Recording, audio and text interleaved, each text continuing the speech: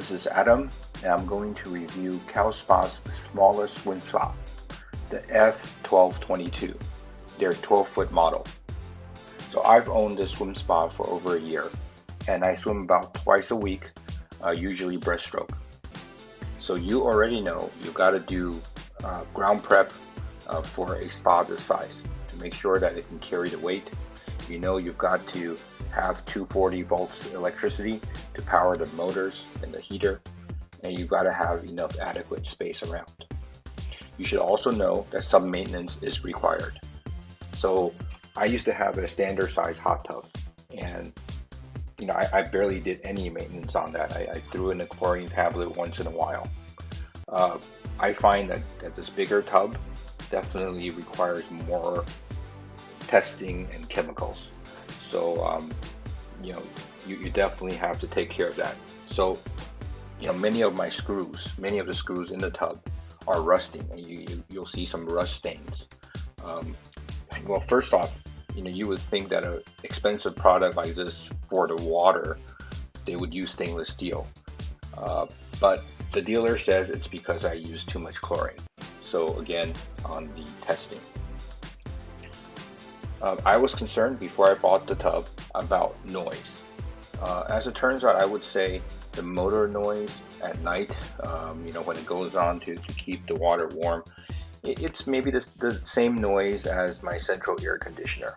So it's not too bad. Obviously, when the jets are on, you're swimming, there's going to be more noise, but I usually swim during the day, so it's not really a problem.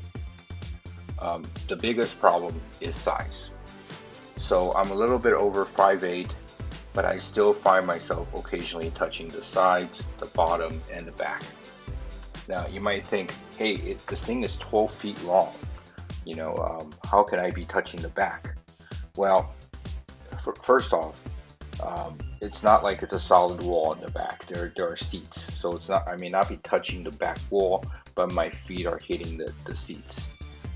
Also, nobody likes swimming with your face right up to the front, blank wall, right? That's not very comfortable. And the thing you should know, and you should expect this, in a pool, in a tub this size, don't expect a relaxing swim. Don't expect a relaxing swim. It's not like a swimming pool. When you swim, you create waves, and the harder you swim, the larger the waves. And those currents will change as you swim, pushing you up and down and side to side. Often, the current will get pushed straight up into your face, up your nose. Sorry about that.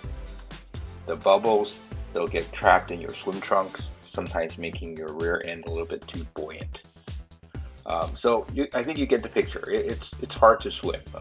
Imagine a really small treadmill that it changes speed randomly. As you get used to it, it will become easier, but just understand that's the thing. It is difficult to swim. I think that's primarily due to the size of this hot tub. If it was bigger, I think I wouldn't have as many problems. The waves would dissipate more. The jets coming out would be wider. I don't have to end up balancing myself on that one stream of jet.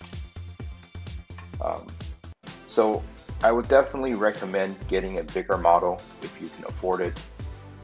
But that said, I still love it. I would definitely buy this again. I keep it at 89 degrees Fahrenheit. That's 31.5 Celsius. It's perfectly cool on hot days and nice and warm on the cold nights.